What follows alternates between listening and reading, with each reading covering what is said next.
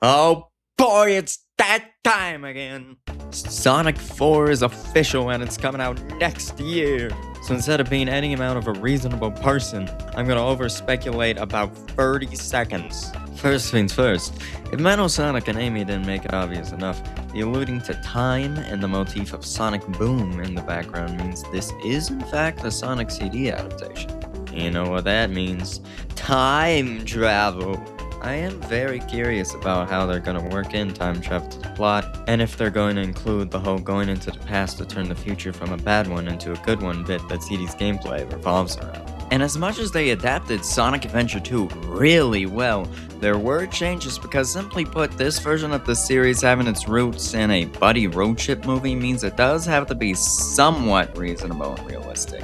Not saying everything has to be one-to-one with reality, just that there is a reason that Sonic 3 didn't feature a giant lizard fused to the Eclipse cannon like SA2. Which means that whatever way we travel through time in this film is probably not gonna be a spinning sign with big bold letters that say future on them, but I feel like I have a good enough idea of how they'll do it. CD featured gems named the Time Stones instead of the Chaos Emeralds. But as this little teaser shows, the emeralds are gonna be here. So the Chaos Emeralds probably are gonna take the role of the Time Stones, especially considering they already kinda have in Sonic 06, where it's established that if two people use Chaos Control at once, they can open a portal to a separate point in time. And time travel is also probably how they'll bring Eggman back, especially since he's the one talking about it. And let's be honest, the plot of this film is not gonna be about a miniature planet that orbits close enough to one specific lake on Earth that you can chain into a mountain. So that makes me really curious on how they'll adapt it.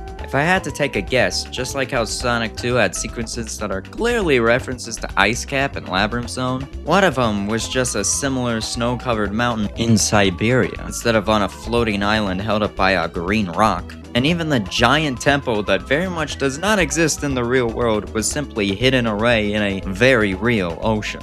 So I think that instead of saving the future of Little Planet, they're gonna save the future of Earth. And we're gonna see past, bad, and good futures of real-life locations, like we did of, say, Palm Tree Panic or Stardust Speedway. And seeing the entire Earth industrialized like Little Planet would be a pretty cool visual. Still a little weird to me that they skipped CD and went straight to Adventure 2 and then went back. But man, I don't care. That's Metal Sonic! And with the whole time travel thing, I would be shocked to my very core if the post-credits of 4 isn't the guy whose whole bit is being from the future, Silver.